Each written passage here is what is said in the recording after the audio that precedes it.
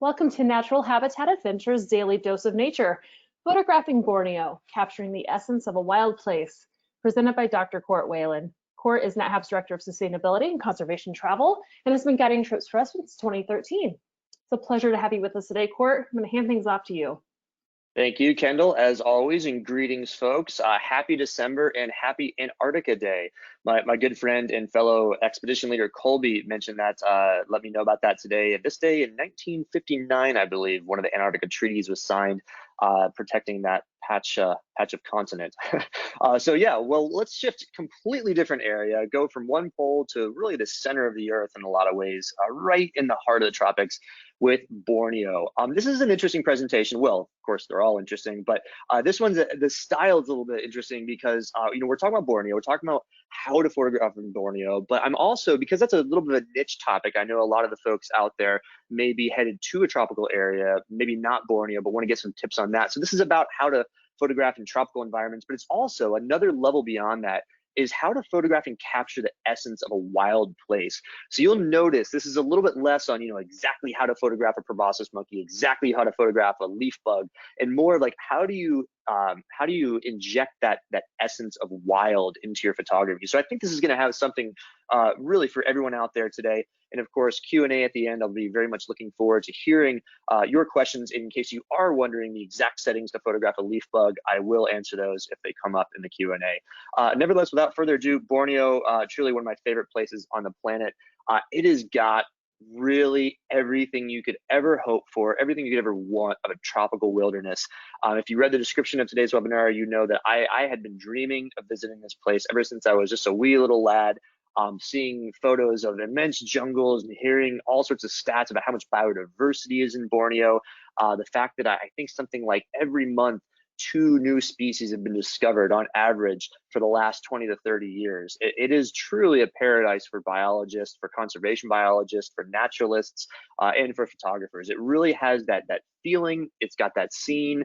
It's got the feeling of looking at the trees, being underneath the trees, looking at some of the largest towering trees on the planet.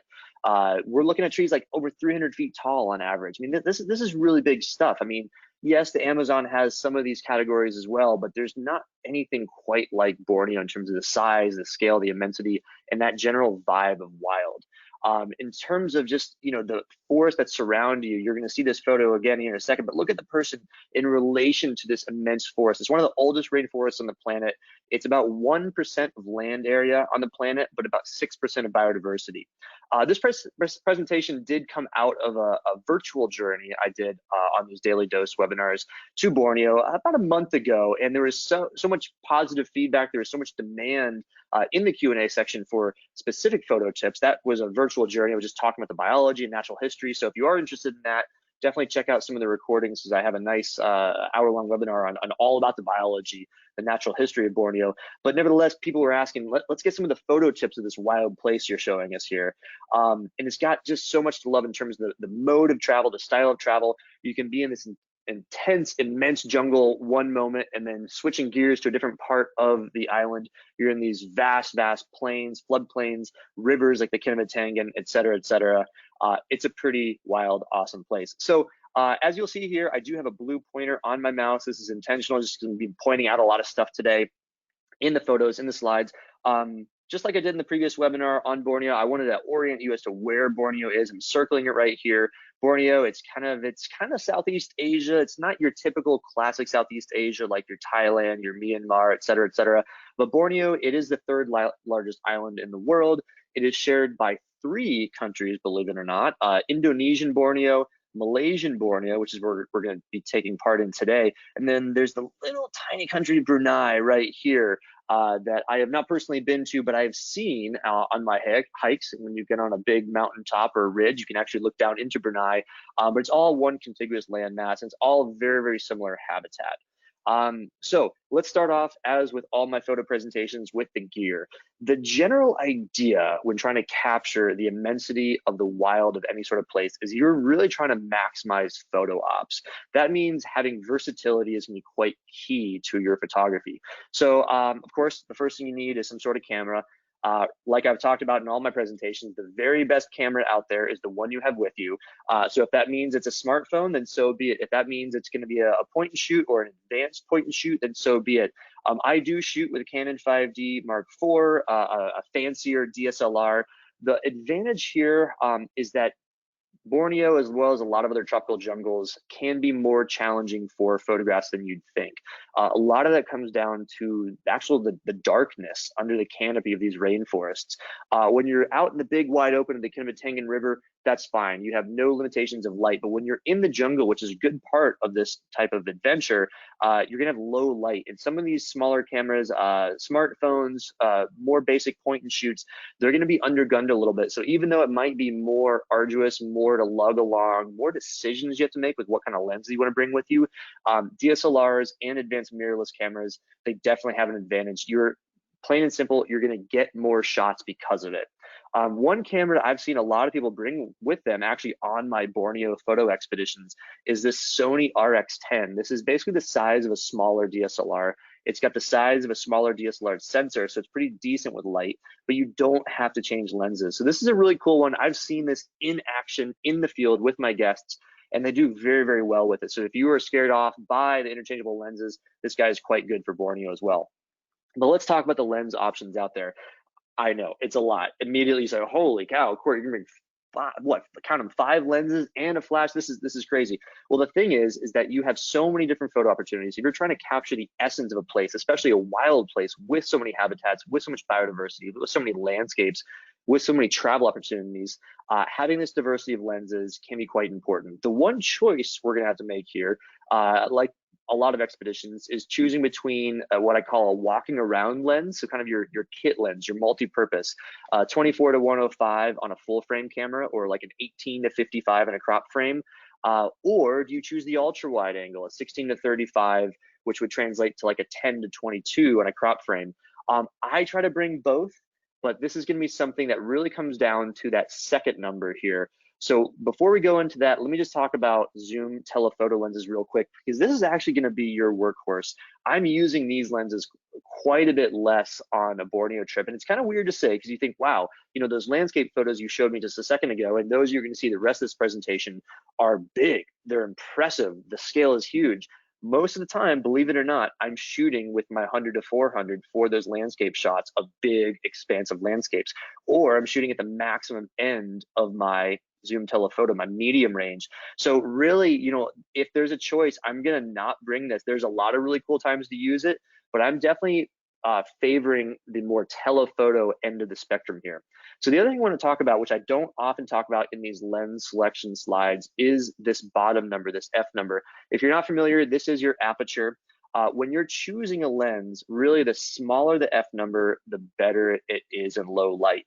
So when we're looking at Borneo, if you're looking at a zoom telephoto lens, and I wanted to hit on this specifically for Borneo, and specifically now, because we're at a very interesting age where we're kind of on the precipice of this mirrorless revolution. Mirrorless cameras are coming out all the time. Nikon and Sony are jumping on board in a big, big way. And I got an email the other day, I think Nikon said they're coming out with 20 new lenses for their mirrorless camera platforms within the next 24 months. That is really remarkable. So what we're going to start seeing, because of how mirrorless cameras work, is less typical, less classic setup. So this, you know, I could have showed you this, you know, 5 years ago and be the same. 20 years ago, it's the exact same. Your 100 to 400, f4.5 to 5.6 is kind of your staple, bigger zoom telephoto lenses. But now we're starting to see Olympus is jumping on board with the equivalent of like an 80 to 300 f2.8 throughout. This is crazy stuff. If you can get f2.8 at this level, you are going to get such better low light photography. But what this means, basically, when you see this dash and this range, this is an important thing to talk about, is that as you zoom in, as you use that telephoto going from 100 to 400, you start out at a maximum aperture, or that smallest F number, at 4.5. But as you go, that turns into a minimum of f5, a minimum of 5.6 at the extent of its zoom range. So really, if you're going to be shooting at 400 millimeters with a lens like this, you are limited to f5.6. That's why when we see lenses that are capable of f1.4, it lets in so much more light. A great resource if you want to download that photo cheat sheet, if you haven't already done so from previous webinars, you'll notice that you actually double the light every time you drop this down to the next segment. So from f5.6 to f4, you're doubling the amount of light. F4 to 2.8, doubling the amount of light again. That's quadrupling from that original number. And all the way down to f1.4, you're talking about like 8 to 16 times the amount of light as these other lenses. So this is a big reason why I have this lens here. But as you'll see later in the presentation, we're going to skip on from here and not spend too much more time on lenses, but you'll see it's not so much this f1.4 for light that I'm talking about, more for the creative shallow depth of field with capturing the essence of wild, specifically with jungle lodges, but we'll get to that in a second. With a macro, I'm not talking about macro stuff too much in this presentation, but you can certainly check out my macro 101 and or 102 talk. The big reason I'm putting this here is if you do bother to bring a macro, you really ought to bring a macro lens for Borneo. Otherwise, you can just use one of these other lenses, zoom all the way in, photograph your stick insects, photograph your beetles and your butterflies just fine. If you're bringing a macro with you, bring a ring light as well. Stabilizing, this is something that people always ask about. What sort of stabilization should I anticipate in Borneo? So we're not in vehicles a lot, taking photos out of the window, so camera beanbag, not necessary. Monopod is okay, but it kind of gets in the way. A full tripod is really quite clunky. It's a lot to bring. I'm always going to bring a small travel tripod versus one of these other things, because if I have extra room in my bag, my camera bag or my suitcase, wherever I'm storing this stuff, I'm always going to bring that extra lens. You saw I had 5 lenses plus a flash. That's hard to fit in when you're starting to bring full tripods, et cetera, et cetera. So really, I'm trying to maximize versatility. I don't want to bring nothing. I don't want to bring nothing and completely have to rely on banisters and rocks and, put my camera on the ground to take those low light photos. But a small little travel tripod, something like a gorilla pod, is really quite helpful. Okay, camera protection. Borneo is a wet rainforest. Even in the dry season, the chance of getting rained on once or twice is certainly there.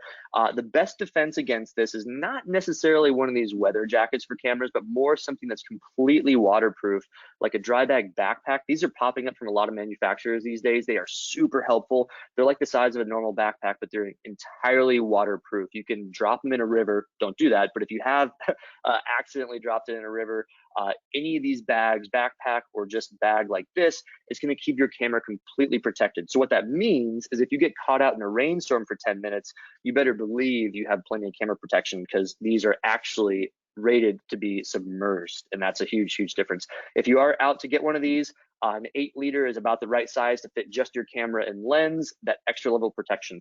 One thing that's interesting as far as a level of protection, if you really want to go to the extreme end, is to get yourself an action camera, one of these GoPros. This is a great second camera body, great for time lapses, great if you are on the river and you're worried about taking your camera out. These guys take pretty good photos, and they are entirely waterproof just because of that case.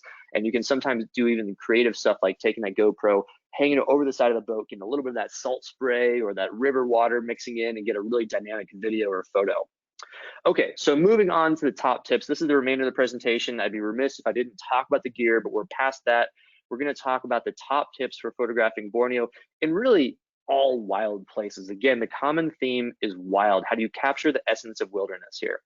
Okay, so the first thing we're talking about is showcasing size. We want to inject a sense of scale with big places, big wildernesses, any sort of wild expanses.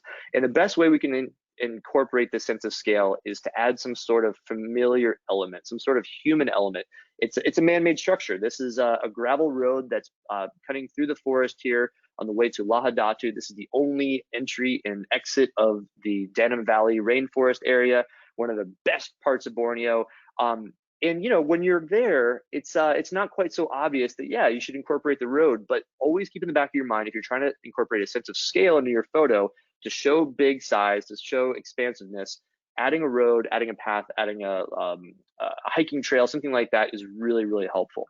You can also use lodge structures. You probably saw this in my previous Borneo presentation. I love this. This is Danam Valley Rainforest Resort, or no, that's not quite the exact name, but Danam Valley Conservation Center. And this boardwalk here adds this awesome element of a familiar size scale to your photography.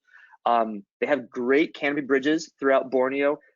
getting those in the photo, getting people in the photo is a really excellent way to show that size and scale. Now, this is with an ultra wide lens, like I was talking about, so this is a good time to bring that. But one tip that I often use, and I'll be talking about this on any sort of Borneo trip with my group, is that when you want to show a really big sense of scale, get your camera and hold it over your head and just take the shot. You don't need to see through the viewfinder. A big ultra wide perspective doesn't need to be perfectly lined up. Just shoot over your head, and you can see that that sort of top-down perspective that I'm showing makes it look even bigger, even wider, even wilder because of it.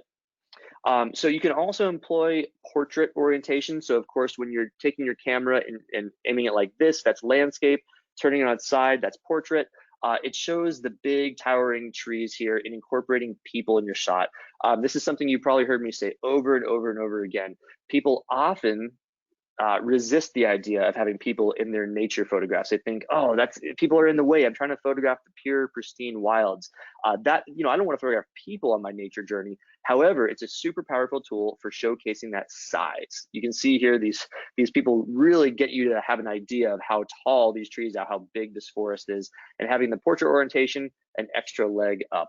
You can see another just sort of aside here. I'm using this kind of leading line. Notice how the bottom of this road, I'm almost having the entire left to right expanse of the photo, and it's funneling down, getting your eyes to look at the people and then getting your eyes to follow it through the distance, showing that expanse.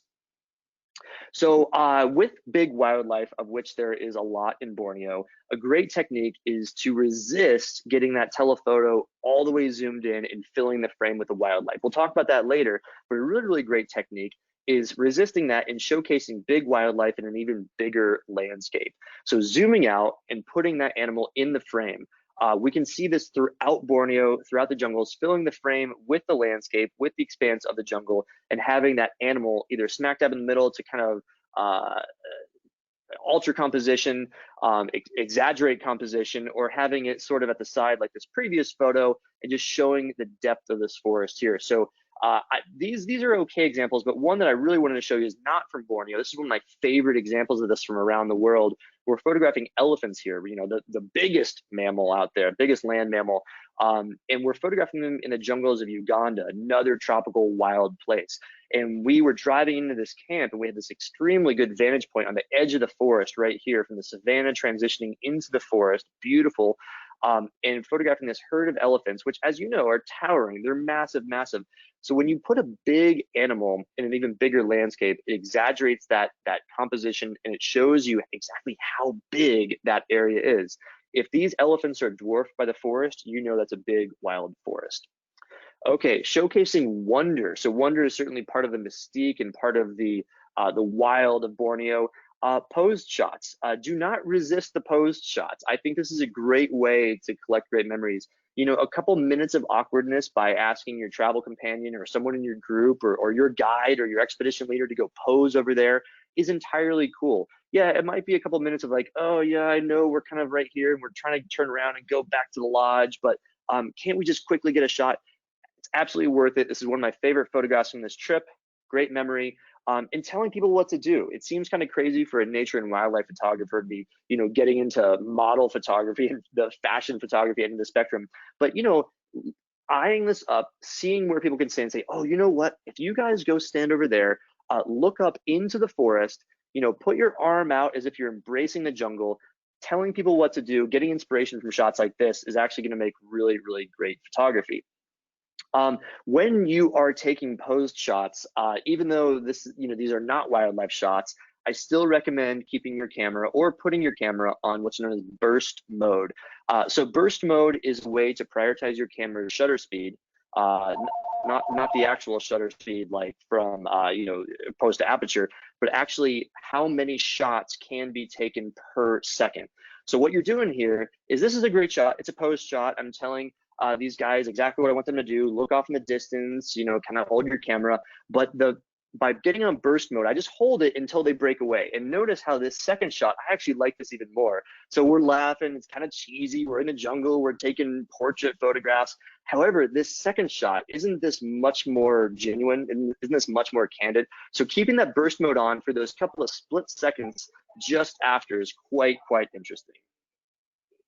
So another thing we want to look at, and my voicemail is going off here. Just hang on a quick second. The joys of working from home, right? Okay, so let's go ahead and resume here. So showcasing wonder, again, pose shots, a great way we can do this. Now, we have someone here that's posing in front of this wonderful Bornean pygmy elephant in the distance. Because of depth of field, we'll talk about this in a second. You'll notice I could not get this elephant in perfect focus, but nevertheless, this is still the shot that I want. While I keep on burst mode, you notice just a quick second afterwards, after we're just kind of breaking that pose, she's a much more natural photo, a much more natural scene here. So way, way better if you keep that burst mode on and get the shots after the fact. Quite interesting. Another pose shot I love is getting photos of people taking photos. This is a great technique. I think this helps put you in the setting so much better than just taking a photo of someone looking at a sunset. iPhones, smartphones is a really, really great system here because you can actually see this screen. You can actually see exactly what she's seeing, what she's photographing, how she's taking the shot. And it's another way of putting yourself in the scene and kind of giving your viewer an immersion into the landscape, immersion into this wild place. So pose shots with smartphones, big screen, it shows up perfectly. It's really, really great. And even as a bonus, even if you need to edit this photo and increase the saturation, increase the contrast, decrease the lighting, anything like that, everything is going to get the same treatment. So this screen is going to show up exactly as the landscape is in your photo. Really, really great technique. So here again, we love candid shots. We love those that we're just snapping as things are happening. Here's my good friend and fellow guide Bedley. We're cracking some fresh coconuts after a hike, and this is mid chopping of coconuts. And I wanted to capture the moment as it was happening, and it's kind of cool. But you notice he sort of stopped there in the middle. It's not quite a posed shot, so I'm actually going. I'll pick on Noella here again. She was in the previous photo, and I'm actually asking her. Let's go ahead and take let's take a pose shot of you sipping that refreshing coconut water. Look at me. We're going to go ahead and just make this happen. And so actually telling people what you want them to do to capture those travel memories in wild places is a really, really great technique. So another great technique is obscured foreground. So this is a great one where you can kind of show the mystique. We want to show that this is an intriguing, sort of enigmatic kind of place. What we're looking at here is we are sort of dividing the scene into this weird obscured foreground. This is not anything to look at. What we're really trying to do is showcase kind of this peeking around the corner, this bending the corner and looking out from something. If you've ever noticed in a lot of like thriller movies and scary movies, people will the camera operator, the videographer will often kind of have the boogeyman, the bad guy, kind of behind the bush, and you'll notice the bush is sort of in the shot. That really adds another element of kind of putting yourself here. If you can have your shot showcasing like a look around the corner into the unknown or into what you're really trying to showcase, it has a lot of power for the storytelling element of photography. I also do this with a lot of interesting foreground, well, maybe not interesting, but available foreground elements like bushes and shrubs. Here I'm just photographing a few people getting out of one of our vehicles, one of our little boats to get to Baco Island or Baco Peninsula. And I just noticed this nice foreground here that I can help frame the shot as if I'm sort of just looking out into the distance. So obscured foreground really helps with showcasing that sense of wild and sense of mystique. I do this often on trails as well, kind of blurring, incorporating this part that's really not part of the photo, but looking into the distance, using the trail, wrapping around. So with wildlife, it's also really, really great. Now this is an incredibly lucky shot here. This is an obscured foreground shot with wildlife. I love positioning myself. I was trying to get this sun bear walking out of the jungle just to get his head within these bushes. But at that very, very special moment, his tongue just dropped out. You notice this massive sun bear tongue, curling around. They are, not surprisingly, anteaters and termite eaters using that long tongue to grab all the insects from burrows. But right at that exact moment, I positioned myself to get that obscured foreground, having a relatively shallow depth of field, and getting that tongue right in the middle of that framing foreground area. And it just makes for a really compelling shot, showcases that mystique to kind of put the traveler there in the jungle, in the bushes. So even when we have clear shots of wildlife like this red langur, I will often move myself left or right, and I will try to position with a little bit of obscurity to try to kind of look, like have the camera shooting through the bushes and through the leaves. The trick for doing this is you as a photographer, you need to be much closer to that foreground element that you're trying to blur than that foreground element is to the animal. It's a really key thing to do this. The other option is to have a much more distance between you and the foreground, and then less distance between the foreground and the animal. And you will see an example here. So all those shots before were this: greater distance here, less distance here. You're actually quite close to the shrub. What happens when that foreground element is quite close to the animal is you get a lot of focus on it. Now, this isn't a bad shot. I quite like it. I've used this for examples of framing different parts of animals. You can see how it's sort of wrapping around the centerpiece of the animal, wrapping around the eye here. But you'll notice it's a lot more in focus. It's quite a bit more distracting. It doesn't have that pleasing blur that we like from photographs and like from those foreground elements. So as a result, keeping that ratio in mind, no matter what f-stop you're shooting at, is a really, really important thing for that obscured foreground type of photographs. Now, when we're not trying to blur the foreground, there's another way to obscure things, and that's through lighting. And there's no real technique for this other than just knowing it's possible and keeping an eye out for it. Anytime you're on big rivers, anytime you are in canopy roadways, anytime you're in jungles, you always have light and dark gaps. You always have archways of vegetation. You always have little areas where it's lighter and darker. And spotting this and knowing it can be really, really key and important for your photography. So what we have here is I'm in the second boat, and we're sort of right here in a darker kind of grotto area. And this other boat is just exiting the light into the darkness. So I'm able to focus and expose on this boat here. And we're getting this nice little sort of small slice of the photo here in good lighting, in good focus, while the area directly around me is obscured, not because of focus, it's pretty much in focus, but obscured because of darkness. Okay, showcasing your lodging. A joke here. Obviously, where you stay in Borneo, where you stay in rainforest settings is often some of the most intriguing places on the planet. And while NatHab trips certainly don't stay in this type of a shack, we do stay in some really, really cool places, some amazing eco lodges and jungle lodges. And showcasing them is really part of the adventure. This is where your smartphone comes in handy quite well. It's sort of surprising, but this is a photo with my DSLR, and this is a photo with my smartphone. Notice how there's such a better dynamic range here of the background. We're getting a much more evenly exposed because of the way smartphones work. They have this technology built in them. If you see my smartphone webinar called HDR, or High Dynamic Range, it softens the highlights, it melds the midtones and the dark tones all together. So it's much more natural, like what your eye would be seeing. So look here, this is my big fancy camera. A lot of highlights here. You can't darken these except in Photoshop. The camera won't do it. But with my smartphone, just shooting this on my way to breakfast in the morning, and all of a sudden, nice even tones throughout. The other thing that I'm going to do around lodges is oftentimes during downtime, we might have an hour here or 30 minutes here between our next activity. I'm going to put on my nifty 50. And I mentioned this, I believe the last presentation, is that if there's anything that you want to spoil yourself with around the holidays, pick up a nifty 50 for your camera. These work with DSLRs and mirrorless cameras. What it does is it enables this really, really shallow depth of field. It's extraordinary. So what it does is it kind of creates any scene into a work of art.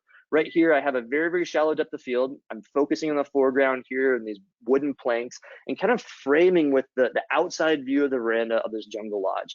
And what it does is you can photograph pretty much anything at any time with a nifty 50 and get some really interesting, wild travel photos. You notice here, kind of comparing to those other shots I had with my DSLR on a normal depth of field and with a smartphone, you see here with a nifty 50, focused on this area, I have a much more unfocused area of the shot, kind of showing that depth and having a little bit more artistry into the photo. It's quite interesting. So again, like I said, you can kind of create art with this lens. You're walking around. A part of maximizing the number of photos you take home with you on any given adventure is going to be maximizing your day, maximizing adverse weather conditions. We might be stuck inside from a hike because it's pouring down rain for 30 minutes. That doesn't mean you can't walk underneath the shelter of your jungle lodge and photograph things with your nifty 50. You notice how I'm photographing one of my favorite little areas to sit for a little coffee, and then it has this nice bokeh or bokeh, this blur in the background, a young gal looking out into the rain. And you notice with this very shallow depth of field, it actually captures the rain quite well because it is a very fast lens. So shallow depths of fields, increased shutter speed, and you get this really nice little weathery kind of look to the shot. another one here. There's also another point that these shallow depths of fields actually help. This is sort of, we're going down a dark rabbit hole, but they actually help create more roundness to already round objects. And I'm not going to go into much detail here, but if there are any astrophotographers out there, you know this, that as you get into these very, very shallow depth of field, things like stars and things like other light sources become much more round. And so the rain actually gets more defined with that. It's quite a unique, neat little trick. The other thing great about jungle lodge photography is you are already waking up there, you are going to sleep there, you can take photos at dawn and dusk right around your lodge and maximize your day. Oftentimes in Borneo, we are leaving first thing in the morning, or we're getting back a little bit later in the afternoon because we've been out photographing all day, but it's a great time to maximize, get even more photos by photographing dawn and dusk. I mentioned the blue hour in my last presentation of last week. The blue hour is that time about 10 minutes after the sun's gone down below the horizon. And it's a time where you can get this really, really beautiful hue from the sky. Now, here, as you can see, this is at a jungle lodge. We're looking at a nice blue hue to the sky. It's very, very quick, very, very brief in the tropics because the sun rises and sets so quickly. But nevertheless, it's a nice time to maximize a unique part of the day. Okay, so photographing animals in trees. This is a classic issue with Borneo photography, a classic issue with rainforest photography. Obviously, you know, most of the time what we really want is that perfect shot of a well-exposed animal, you know, not too bright, not too dark of a background, nice blur there because that background is quite a distance. But in this case, you know, most of the time what we're faced with, not most, but very, very often, we're faced with this other situation of having a relatively dark subject because it is in the shadows, it's trying to get some protection from the sun or the rain, and very, very overexposed highlights in the background. What to do? This is a relatively challenging situation, and there are a few ways to approach this. So we'll go here, we'll set up all these. These are 4 different ways to try to minimize that very, very light and dark setup between photographing and trees. The first thing you can try to do is reposition to a lower angle to minimize bright spots. So what often happens is when you're photographing animals and trees, you're aiming up. The sky is above you. If you can get at an even level, the background tends to be more of a jungly background. It tends to be less bright because you're not getting as much sky in the shot. The other thing that you can do is experiment with overexposure. So you can overexpose shots to try to get some more light on your foreground subject. The problem here is you often have too much light in the background, and what it does is we call it overexposing or blowing out the highlights of a shot. Because when you overexpose your shot, you're adding light to everything. You can't just only add light to this animal. That's for Photoshop, but it adds light to everything. But nevertheless, you'll see in my shot next how experimenting with overexposure can actually work quite well. The other thing you can do is set to spot metering. We're going to have a little homework assignment later at sort of the last slides of this presentation on how to use spot metering and how to test it in your own home or your own backyard. But basically, spot metering is going to your exposure settings and looking at this right here. You're trying to find this icon of a little bracket and a dot right in the middle. And what that's going to do is when you take your shot, it's going to expose for only the dead middle of your scene. So what that'll do is it'll expose for exactly what you're trying to focus and photograph, unfortunately at the expense of the background, but that's just something we have to deal with. But spot metering is a really, really great tool when we are photographing animals and trees. A really, really, really great technique. The other thing at last resort is you can rely on post-processing afterwards. This is where you can get your fancy little paintbrush tool in post-processing. You can brush it on the animal to bring out some of the light. You can darken the background, and that will even the light and dark spots of photographing in trees. You can see here, this is me experimenting with a little bit of overexposure here. This is just to say that you can rescue these shots, even though this seems like a really, really difficult shot to deal with. Overexposing, bringing out some of the highlights, the backlighting of the fur of this baby orangutan actually turns into a pretty neat shot. Showcasing the expanse, another big part of the wilds of photography. A great technique that I love is called layering, and this is a really, really useful thing for geographies all around the world. And the gist is what we're doing is we're trying to find scenes that have multiple layers to them. And really the layer is about distance. So the first scene right here is, or the first layer is gonna be this foreground, and it's gonna be the thing closest to you. But you notice that when we're in tropical environments, we have almost infinite number of subjects in the jungle going backwards. So we have another layer here, and then there's some fog and mist in between. There's another layer here, and then some fog and mist in between, and then the very, very back layer. So we don't have a lot of open space in this shot, but at the same time, it's not too jumbled up because we have this layering that kind of gradually fades the background out of view. Now, again, you don't have to do anything special with your camera. You can use any sort of F setting, any sort of camera setting whatsoever. It's about training your eye to see these opportunities in the expanse. River area is another great area. So the Amazon River, rivers even in mountainous areas, they often produce a lot of moisture and humidity in the air. So it's a great time to use that layering because you can see it shows a really beautiful expanse to the jungle itself. It's a great way to showcase travel scenes as well. You can see here we are in a little boat zooming through the Kinabatangan River, and that humidity generated from the water adds to a beautiful layering effect, seeing it where we have a foreground here, a little bit of a midground, another layer of midground, and then that background all the way in the distance that kind of just melts away in the distance. And of course, I think my all-time personal favorite layering photo from Borneo, you can see how that mist really plays such a big part as that mist lifts in the morning of what exactly I'm talking about with layering in your photography. So of course, as we talk about photographing and showcasing the wilds, we are going to showcase and talk about wildlife. So here we go. We've got wildlife portraiture. This is something that's really core to photographing wilds of any jungle in the world.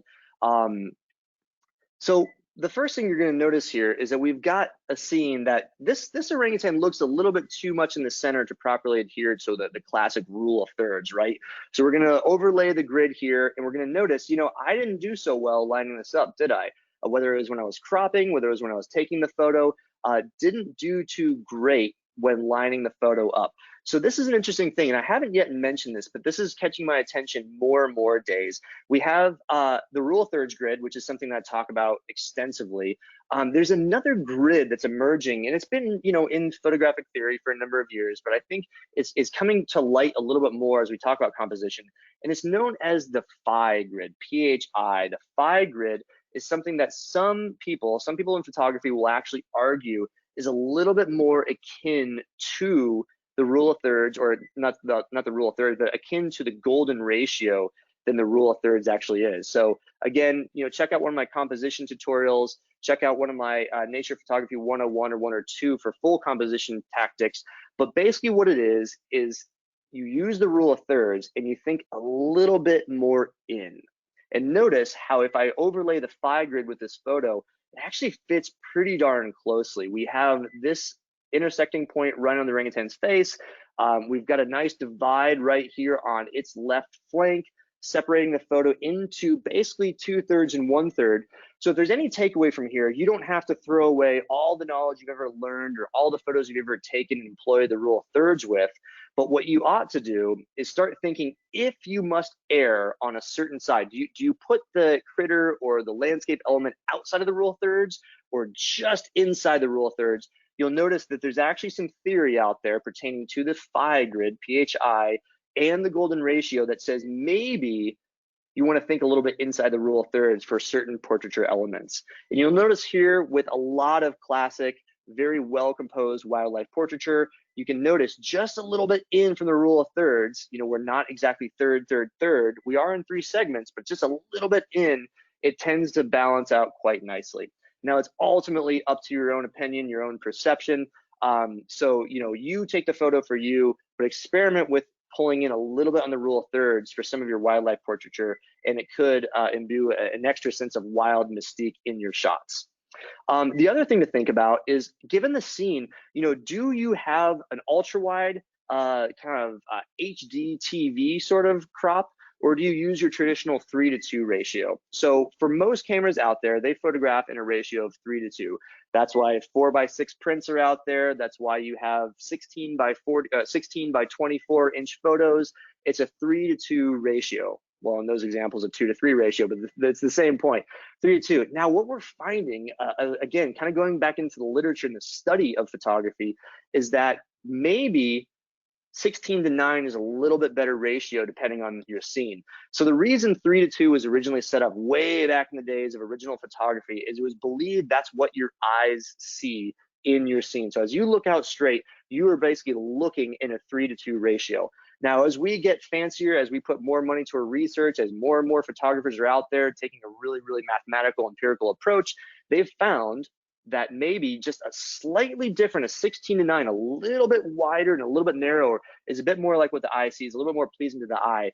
And not coincidentally, that is why we see HD TVs currently in a 16:9 ratio. It's believed that's most what the eye is likely to see. So experiment with that. This is probably better when you're in post-processing on the computer afterwards and cropping in a little bit.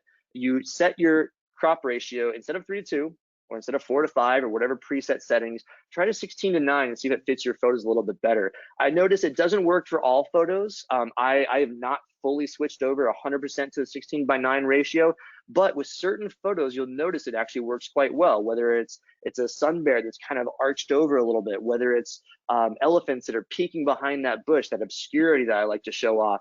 It tends to work well for certain photos. Definitely give it a try next time you're out there. Another really key thing for invoking the sense of wild, and this is actually becoming more and more popular as we get into the social media realm, is creating a certain color tone for your photos. Now this, if you go on any sort of big social media account, Instagram is one that I'm on quite prevalently, and I look at a lot of inspiring photos on there, is photographers that are doing quite well all have a very specific color tone to their photos, meaning across the board. They all have a little bit of a blue hue, or a little bit more like an aqua and orange hue to a lot of their photos. In my case, I like to imbue a little bit of a yellow hue to my shots, and this is what we call a warming effect. This is done by setting your white balance to cloudy. And you'll notice, if you look at any of my portfolios that are online anywhere, you'll notice I have strong, bold colors, but I have a little bit of a yellow warming hue. Even this shot, totally different scene. It's not a sunrise scene, it's just a wildlife shot. But it does, on that spectrum of white balance, it's a little bit more on that yellow warm end. And I think any sort of wild place really benefits from that yellow color personally. But this is for me, this is really me just telling you, definitely experiment with that. It's gonna help your photography. It's gonna help you kind of create a photographic identity and capture the essence the way you would like to portray it best. Wild colors. So like I said, I love big, bold, wild colors in my shots. Butterflies, insects, they are par excellence when it comes to that. When I'm taking shots of wild colors, I want to flatten the plane between me and the subject. So this butterfly being the subject, what does it mean when I'm trying to flatten the plane here? Well, basically what it translates to is I want that butterfly to be all one distance from the tip of my lens. I don't want its head to be here and its tail or its abdomen to be over there. I don't want its wings to be at an angle. I want to flatten that plane, because what it's going to do is it's going to create an even distance from my lens to every little bit of that color, every little bit of that wing, and maximize the focus. Remember, all focus is a slice of focus. So even if you have the biggest depth of field in the world, it's still a slice. You're expanding that slice as you get into bigger F numbers. But with butterflies particularly, you can actually orient yourself, or be patient enough to wait for that butterfly to position itself, to wait for that plane to be completely flat, parallel to the front of your lens, just like this if you're seeing in the camera. And that's gonna be your best shot for popping colors. The other time butterflies do this is when they completely open their wings. We've got a beautiful Raja Brooks bird wing here, one of the most beautiful butterflies in all of Borneo. And if you are patient and wait for its wings to open, having that wide depth of field makes for a lovely popping color, much better than if you were to have it slightly askew or not be as deliberate to get completely plain with the butterfly. I actually love this for market photography too. There are a lot of colors, a lot of textures in markets. There's all sorts of things going on when you walk through the Sepulok market or the Sandakan market. And I love photographing things like chilies and fruits and vegetables that might not be all that common for other parts of the world. You can do the exact same thing. So rather than just walking by a stall with some beautiful colored chilies or fruits or whatever have you, and just thinking, oh, cool, quick documentary shot, boom, just snap it. Be really, really deliberate to look at, is that stand at an angle? Is it flat? And I want you to get completely in plane. And when I say that, again, you want your lens, so if you're looking at the side, your lens to be up and down at the exact same angle in parallel with the assortment of chilies or fruits or whatever have you. And what that does is it maximizes depth of field, and it really makes those colors stand out because of the clarity and the sharpness of the photo. When you don't have an easy way to photograph, sometimes I'll take my camera, I'll just hold it. Remember how I said I'll hold the camera over my head for big wide angle shots on like canopy bridges and whatnot? I'll hold my camera over a basket of peppercorns or a basket of mushrooms or a basket of chilies. Because again, I want that plane of the lens to be exactly parallel with the plane of the basket of the chilies. That really makes things pop. You can see the beautiful depth of field, color, contrast, all the good stuff there. So as we sort of near the end of the presentation, remember, make sure you get your questions in. We've got time for Q&A. I'm going to talk about calibrating your wild. And this is something I think we can all do in our own backyards. We can do it on any trip around the world. But you know, we often will walk past really interesting little scenes on our way to and from our rooms, on our way to and from the dining area, on our way to and from the vehicle for the day, and we'll take it for granted because we're doing it multiple times a day, over and over and over again. However, what you got to do is you got to calibrate your wild to realize that it's normal for you in this moment. And this is all about storytelling. This wild scene or this not so wild scene just outside your jungle lodge room or the parking lot of the eco lodge, you know, it's not that wild because you're about to go into the true depths of the wild. You're about to go on a trek to see orangutans, or in Africa to see gorillas, or on safari to see lions, and you're thinking, oh, that's gonna be the wild. My mind's already there. Don't put your mind ahead, recalibrate, and get used to the fact that really every single thing on your trip, every single thing on your expedition, anywhere is going to be different from when you're sitting at home on your computer editing the photos, when you're sitting at home, you know, about to turn on a movie for the night. It is very different because it's a very specific slice of time. So this is just kind of an artsy way of saying, make sure you document everything about your expedition, because your barometer, your compass for wild gets a little bit askew when you're in one of these places for 7 or 14 days. So again, calibrate your wild, the trails that you're on, the bridges you're crossing. If you take an artistic approach and use things like the rule of thirds and the phi grid and have leading lines and using these interesting depths of field, these are good ways to really get a lot of artistry and a lot of calibration to the wild into your shots. So again, kind of keeping with this theme here, we're about to go see orangutans this day. We're walking out of our little city hotel in Kuching, and there's this interesting little mural just next to, I don't know, a drain pipe or an air conditioning pipe. And this is the non-wild orangutan, you know, as we're walking through and getting in our vehicle for the day. We're already focused on the big orangutans that are waiting, the real stuff, the reason we came to Borneo. But don't forget, everything that you're seeing, everything you're passing, has some way of being artistic, has some way of being a travel memory. So capturing these things and calibrating that is really important. One thing I love to do is I actually love taking a photo of my camera on adventure in wild. And this is, again, kind of a little bit of a psychological way to put your viewer there, kind of connect your viewer to the photographic album you're showing that person. And of course, here is a fun way, because I've found this great beetle at our little breakfast nook, and putting with some coffee, camera in the distance, got my iPhone out, snapped it. Kind of a fun addition to your albums of wild. And so the last section here, showcasing mood. A lot of places in the world don't always benefit from perfectly even exposures. And when I say even exposures, what that is that right dead middle, you know, perfect lighting as the camera sees it. What I often do is I will underexpose shots. I feel underexposing shots, especially in tropical jungles, especially rainforests, it's a really big asset to your photography. When we wake up first thing in the morning, we see this big forest right outside our lodge veranda, and we might be shooting a little bit into the dawn, a little bit to the sunrise. If we darken our photos, we create this kind of moody artistic shot. So experimenting with underexposure is just as important on wild expeditions as experimenting with overexposure, like I was talking about for photographing into trees. So what we do here is we find this little setting in your camera. Again, if you haven't seen this in previous webinars, you find this plus or minus setting, this plus or minus button, and you go to the negative end. You might need to put your camera off of fully auto. If you're used to shooting on fully auto, use P for program as an easy way to keep all your other settings automatic, but you can change this. So on P setting, you can dial an underexposure, and it's a really great way to create dark and moody photos. Great for creating silhouettes around sunsets or sunrises, and great for interior photography with candlelight dinners and little rustic farmhouses. And this is where we come to our homework assignment, and then we'll get to Q&A.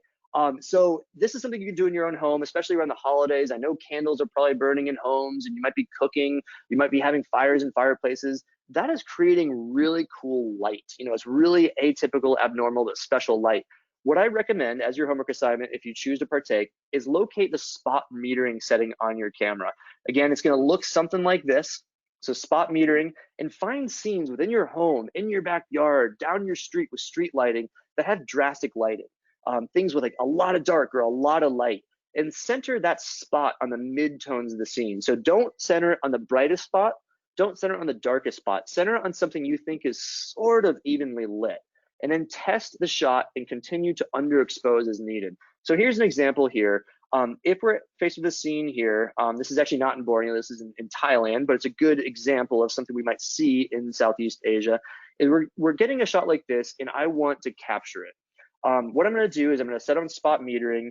I'm going to pick a scene or a spot out of this scene that is relatively evenly exposed comparative to the rest of the scene. It's not going to be right here. That's way too bright. It's not going to be right here. That's way too dark. But something in this general area. And so what I'm going to do is I'm going to set my camera's focus and exposure right there. So with the middle of my shot is going to go down there, hold the shutter halfway, lock it in, recompose the shot, and that's exactly how to do this homework assignment.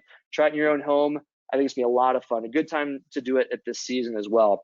So with that, I will go ahead and take questions here in a second, but of course, always plug in the Natural Photography website with Natural Habitat Adventures. It's a great photo tutorial website for any sort of questions that you might have about nature, wildlife, travel, and landscape photography. And with that, I'll show you once again one of my favorite layering shots from the Bornean rainforest, and I'd love to entertain any questions you might have. Beautiful shot, Court. Thank you so much. We do have some good questions for you, and I just like to remind folks watching, if you have a question for Court, you can submit those in your control panel under the questions field. And before we get to questions, I just want to remind folks watching, if you did watch our previous webinar with Dr. Wong and Brad Josephs, just because there was some interest shown today, I thought I'd bring up, since it's Giving Tuesday, no pressure, but feel free to donate to the Bornean Sun Bear Conservation Center. Okay, first question. When you were photographing the sun bears, was that just a single shot you took, or did you use the burst mode? Yeah, great question. That was the moment, right? I mean, it was like the perfect shot. In fact, I was very flattered. The Malaysian Tourism Board actually just contacted me to use that photo and like some big marketing. So like, yeah, it's a random lucky shot, having, some very interesting returns, but it was part of a big burst mode. Absolutely part of big burst mode. I am shooting on burst mode almost all the time when I'm on expeditions. I've been photographing my little puppy at home on burst mode because I shoot with my camera about 6 frames per second. And I'll tell you, that split second makes such a big difference. You saw those photos, the candid posed shots of people posing, and then the second just after that I think is actually much more lovely, much more endearing. So almost everything is on burst mode because you never know that exact second. I mean, that tongue curl for that sun bear was almost perfect. So yeah, burst mode. Make sure you get extra memory because that eats up memory a lot. I try not to delete photos from the camera in the field because you really don't know if it's in focus until it's on the computer.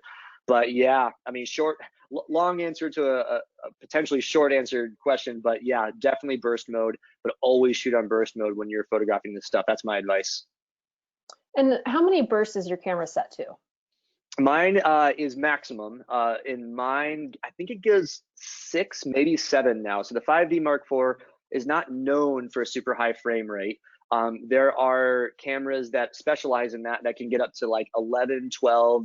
Some of the mirrorless cameras are getting like 20 or 30 per second. I think there's probably a sweet spot. I have not owned a camera. I maybe hope to at some point that shoots 30 frames a second. That's like a video. I mean, that really is like video. So it's almost too much to process and go through. I think something around between 5 and 10 frames a second is pretty good. You're getting a lot of variety in a split second, but not so much that you're looking at almost literally the same exact shot for many in a row. So there's a couple of people who would like you to put up the homework assignment again. Yes. Oh, star pupils, you get extra credit. You definitely get extra credit. And on that note, a couple people were wondering if an iPhone has a spot meter feature. It kind of does. And that's where I definitely recommend watching either my 101 or 102 smartphone photography. But that's where I'll hold my iPhone as I'm doing it. But basically what you'll do is as you're looking at the scene, you touch the screen and that's gonna focus on the spot. It's gonna meter on the spot. And if you wish to change the exposure, you swipe up or swipe down. But basically when you touch, it exposes for that exact spot.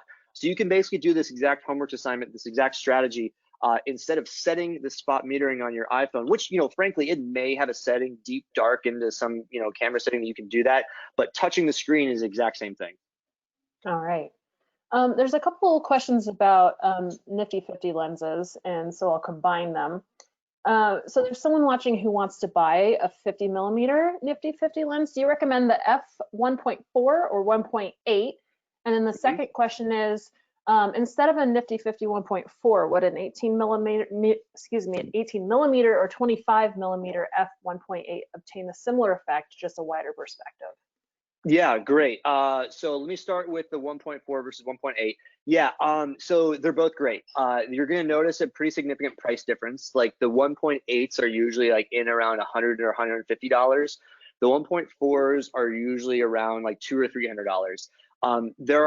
It's not so much that the 1.4 lets in that much more light or gives you that much more blur than the 1.8. 1.8 is fine. The big difference is that the 1.4 is a little bit more of a pro level. You'll notice the body is made out of like a magnesium alloy or some other metal, whereas the 1.8s are usually plastic. That means it's a little bit less durable. It means it might not be weather sealed. I'd say if you're wary to get into a $300 investment because you don't know how much you're going to use it, go for the 100 one or the 150 one. Try it. If you fall in love with it, get the better one and gift the other one or sell the other one on Craigslist. I have the 1.4 just because I lucked into a really great Craigslist deal a few years ago. But the 1.8 is just fine. In addition, the optics are a little bit better. Like it's just the general smoothing of the glass, the quality of the glass. You kind of get what you pay for. It's a better lens at the 1.4.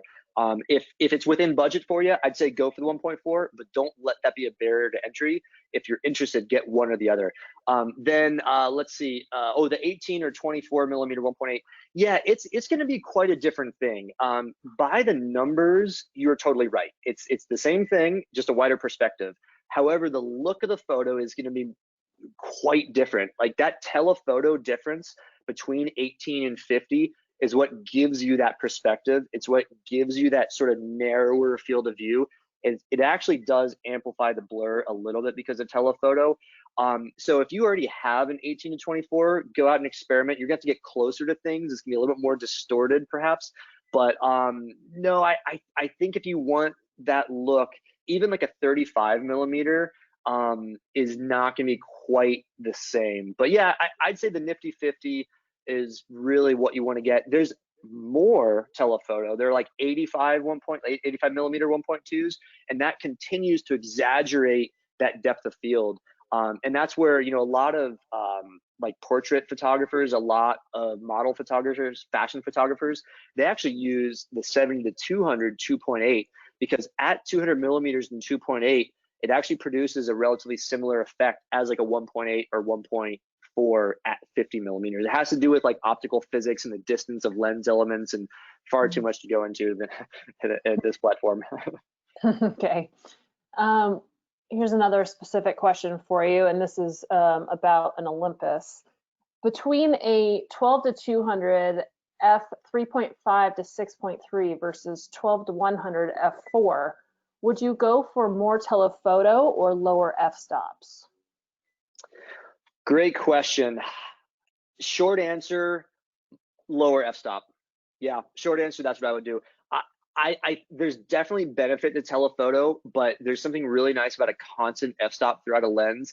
And I hate to say this because you're probably looking to get one lens to solve everything, but I would get that constant f4, and then whatever gap you need to fill at the telephoto, I would get a different lens for if you really need it. But if you're looking to get just one, what was it, 3.5 to 6.3? Yeah. Yeah, that's 6.3 is it's not going to let in as much light. It's more than one stop over f4, which means it lets in less than half the light comparatively. I'd spring for the quality of the f4 personally, but it's a very ambiguous. it's subjective. It's a very subjective answer on that. You could do either, but I would do that 4. Gotcha.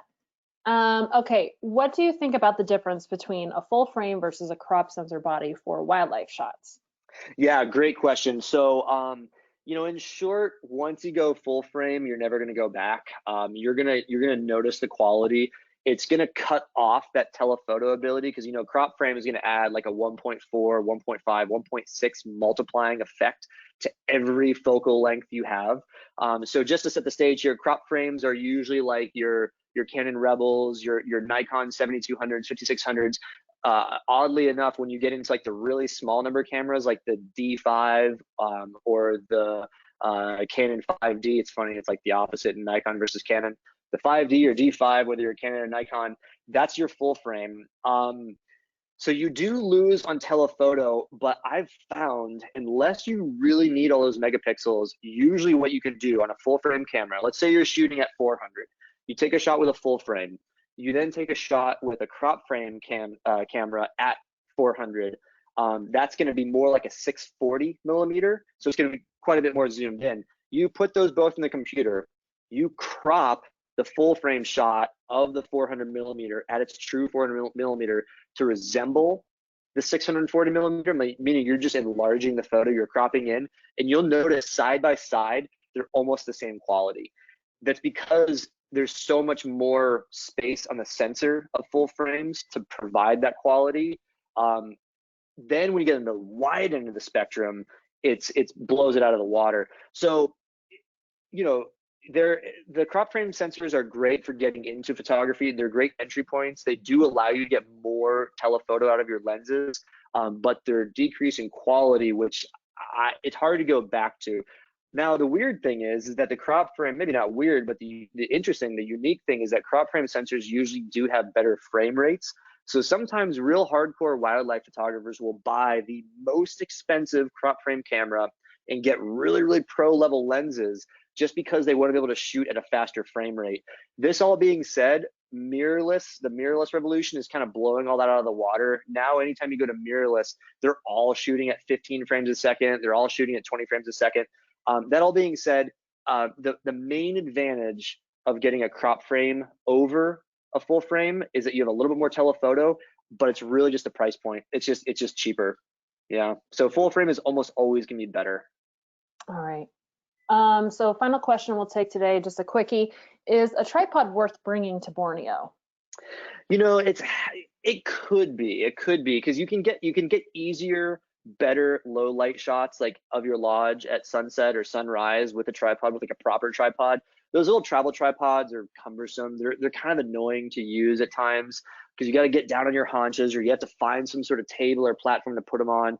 A real tripod is a heck of a lot better, but it takes up a lot of space. And, you know, I don't recommend bringing a full tripod on the trails. You know, I don't recommend trying to be in the jungle tracking orangutans or looking at proboscis monkeys with a tripod. They're gonna move too fast. You're gonna be moving your camera around too much. You gotta be handheld. But that all being said, if you only have a couple lenses and you have room for a full tripod, yeah, you can get some fun evening shots, some blue hour shots with less duress by using one of those small travel tripods. So it could be worth it. I usually don't, and it's not high on my recommendation list, but I don't want to say heck no because there are some uses for it. All right, great. Well, another wonderful presentation, Court. Thank you so much for taking the time to be with us today. I'm going to hand things back to you for closing comments. My pleasure. Well, I hope we have some folks in the audience that are headed to Borneo in the next year or two with us. I'd love to be out there photographing with you. This was a fun presentation to put together, a difficult one because I had so many different directions I wanted to cover. Really, the only way we're going to be able to cover it all is to be in Borneo for 12 days together. So hopefully that's in the cards. I know I can't wait to get back there, certainly. But yeah, hopefully you now share a bit of my love for Borneo and all the ways to photograph wild in the wild. So thanks so much, guys. Happy holidays. Thanks again, Court. And my thanks as well to everyone who tuned in today. Be sure to join us tomorrow for our next Daily Dose of Nature. We did record today's presentation, so we'll have the replay available on our website soon. And with that, I'll conclude the webinar. Goodbye, everybody.